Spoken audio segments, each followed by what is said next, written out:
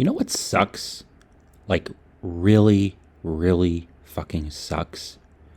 Trying to date as an autistic person. So, here's the main reason. We do not understand the unwritten rules of social conduct that all of you neurotypical people just understand by instinct. Like, we don't know what is and isn't creepy behavior. We don't know why you've stopped messaging us on, say, Tinder or Bumble. A lot of times we're just stumbling around in the fucking dark.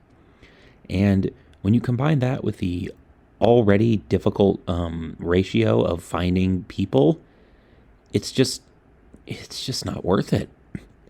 Now, men and women have different problems if they're on the autistic spectrum when they date.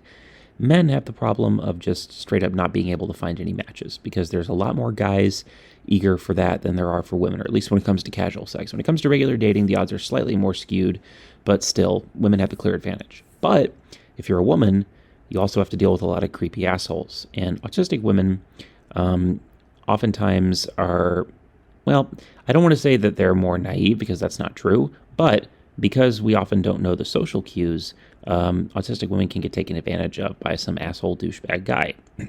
And just like autistic guys, we have to learn through painful trial and error how to interact with people, who's on the level and who isn't, and it's just really, really annoying. So I've given up, straight up.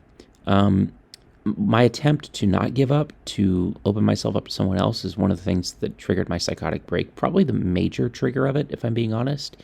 So even if there is someone out there who I'm compatible with, it is just not worth it to try to find them. Like, the amount of stress and frustration that I would have to deal with, to me, far outweighs any stress and frustration I would have to deal with by being single. From this point out, I just much rather focus on making platonic friends and doing my writing and making these YouTube videos. To me, that seems far more manageable and less stressful than putting yourself through the unbelievably painful rigmarole of dating. It's worse already when you're just neurotypical, but when you're autistic, it is a fucking nightmare. And I am done with that bullshit forever.